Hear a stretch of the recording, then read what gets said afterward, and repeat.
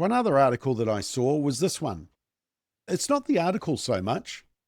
Hookup culture versus boys sober, what young New Zealand women want. Well, you know what they want. They want relationship. They want respect. They want to be treated with dignity. You don't need to read the article to figure out that. But you know that in our current culture at the moment, there is this hookup culture. But it's not so much the article that I was interested in, but it's the statement at the very end. Let me show you. It says this. It talks about what about marriage and is that a protective factor? And look at this last statement. It says marriage is really good for the kids and bringing up a family, correct? But then it says it's also very trapping for a woman in a marriage. And studies have shown that the most dangerous man in a woman's life is her husband. Yeah, really? Now, you'll notice there's a hyperlink where you can go through to where that statement came from. So I clicked on that and got led through to The Guardian.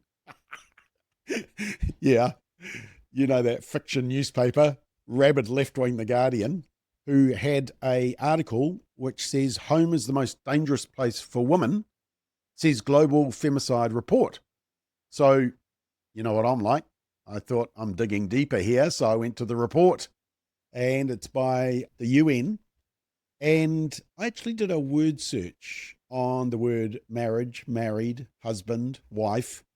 Guess how many times those words were in the document?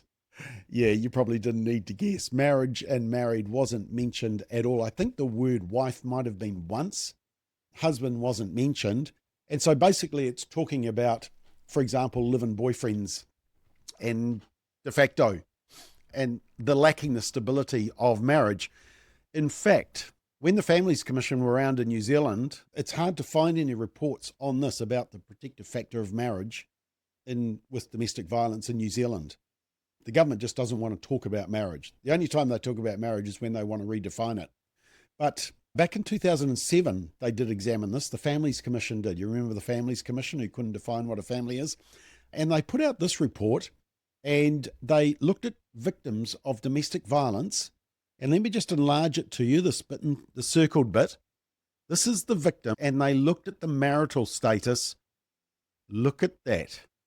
Legally married, the safest place compared to de facto, single, never married, separated. Yeah, legally married, safest placed. And then, so yeah, that goes totally against the narrative that Radio New Zealand are pushing in this dumb article.